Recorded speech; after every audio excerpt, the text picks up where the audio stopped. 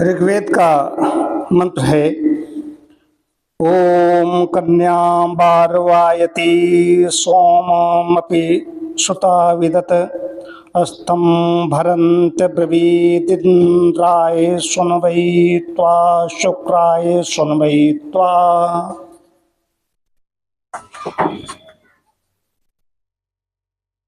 ओम असौ य एष वीरको ग्रहं विचाकशत एवं जम्बसुतं पिबधानावन्तं करं भिडं पूपवन्तमुक्थिदम्। स्त्रियां भी स्नान आदि से पवित्र होकर यज्ञ करें और उसमें सोम रस तैयार करके इंद्र को बुलाकर उसका सत्कार करें। स्त्रियों को भी यज्ञ करने का अधिकार है। ये इन दो मंत्रों से प्रतिपादित होता है। बातें कह रहा हूं कि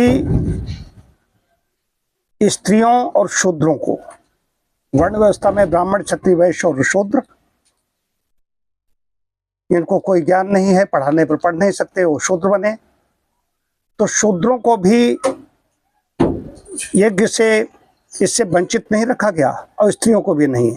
लेकिन बीच का काल एक ऐसा आया जिसमें तो शूद्र और स्त्रियां, इन दोनों को आज भी कथावाचक कहते हैं कि स्त्रियां गायत्री मंत्र नहीं पढ़ सकती।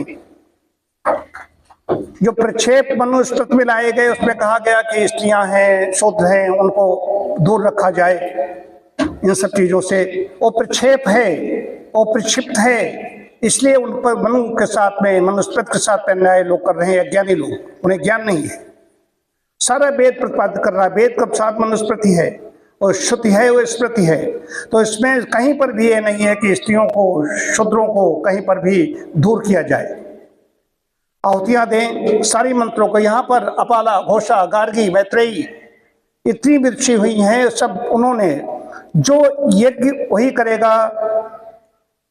यज्ञ करने के लिए जहां पर कहा जा रहा है तो ये बिना मंत्रों कैसे हो सकता है? तो यहाँ पर कहीं पर भी ऐसा नहीं कहा गया है। वेद का मंत्र कह रहे हैं, दो मंत्र कह रहे हैं कि इनके द्वारा कि स्त्रियां भी यज्ञ करें। और स्त्रियों का मतलब ये नहीं, मैंने तो देखा है, उन गुरुकुलों में गया हूँ, चोटीपुरा गुरुकुल जैसे लोग जहाँ पर बड़ी हस्तियाँ आती हैं, आपको मैंने दिखाया था, उपनीत किया गया था लड़कियों को, तो प्रमुख को वहाँ पर बुलाया गया था। और यहाँ पर मैंने श्रुति का उपनीत किया था तो यहाँ पर हाय तौबा मच गई। तो बात यह है, सुधा दीदी ये जो पपी धारण करती हैं 45 साल से नित्य दोनों समय यज्ञ कर रही हैं।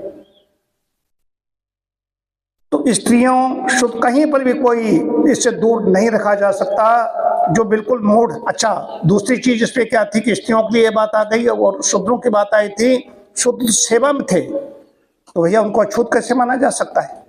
यहाँ पर जो एक विशेष जात से जोड़ दिया गया बाद में आकर के, जो उसी सेवा में रहेंगे, वहाँ पर चाहे रसोई तैयार करना हो, चाहे बर्तन धोना हो, सारी व्यवस्था, खान पान सब कुछ साथ ही होगा। तो हमारे थे ब्राह्मण में से कोई शूद्र था जो पढ़ नहीं पाया, वैश्यों में से, क्षत्रियों में से वो शूद्र बनते थे। ये व्यवस्था अब संविधान कह रहा है कि ब्राह्मणी सदैव बना रहेगा। ये संविधान कह रहा है। अगर मनुस्मृति होगी, आज तमाम ब्राह्मण शूद्र बन चुके होते, तमाम क्षत्रिय शूद्र बन चुके होते, तमाम शूद्र हैं ब्राह्मण बन चुके होते। तो कहीं पर भी नहीं लिखा है। वेद मंत्र प्रमाण है सबसे बड़ा, बाबा वाक्य प्रमाणम कहा गया है। वेद में जो कुछ लिखा है वही सत्य है। जो इसमें कथावाचक भी कह रहे हैं कि गायत्री मंत्र नहीं बोल सकते हैं, ये वेद का मंत्र, उसका मैं कौन होता हूँ? वेद कह रहा है। अपने आप ही उनकी बात खंडित हो जाती है कि महिलाएं गायत्री मंत्र उनको नहीं पढ़ना चाहिए, उनको नहीं जपना चाहिए। ऐसा कहीं कुछ नहीं है। सबको जपना चाहिए, सबको पढ़ना चाहिए, गायत्री मंत्र से आहुतियां देनी चाहिए। ओम शांति शांति शांति।